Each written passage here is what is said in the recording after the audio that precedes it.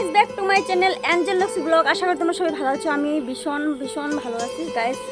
আর আমরা যাম পাতিলা দোহা মন্দিরে।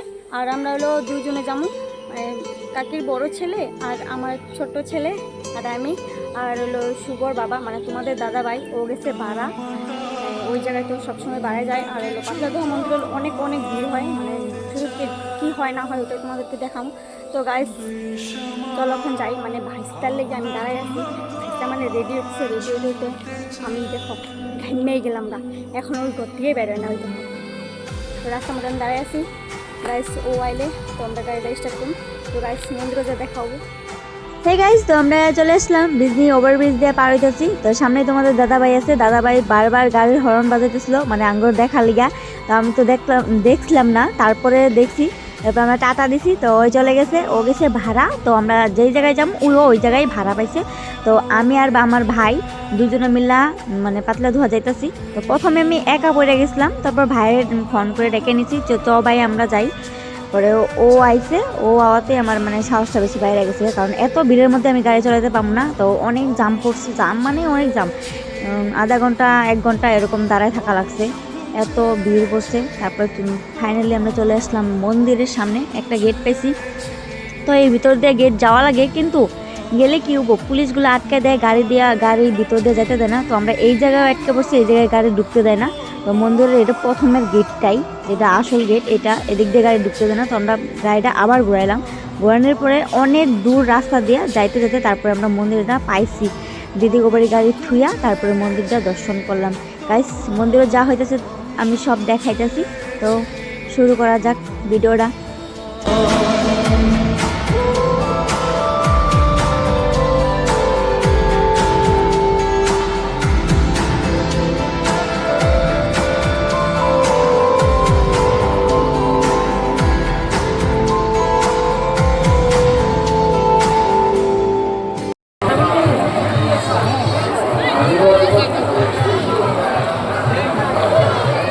সঞ্জিত প্রাইমারি গাঁও ঠান্ডাবাড়ি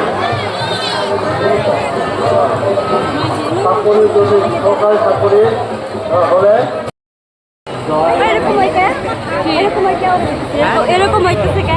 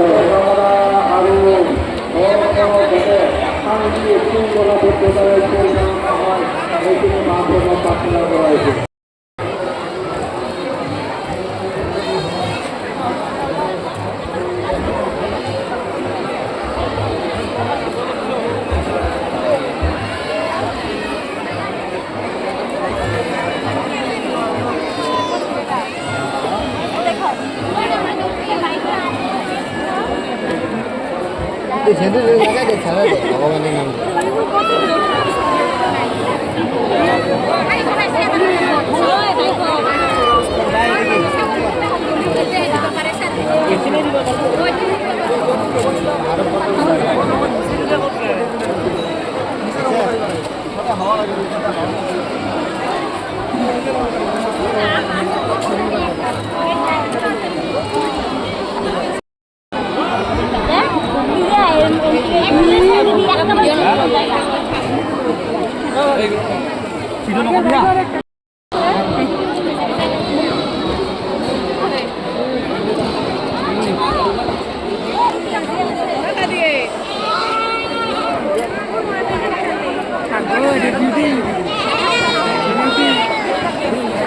ছাড়াও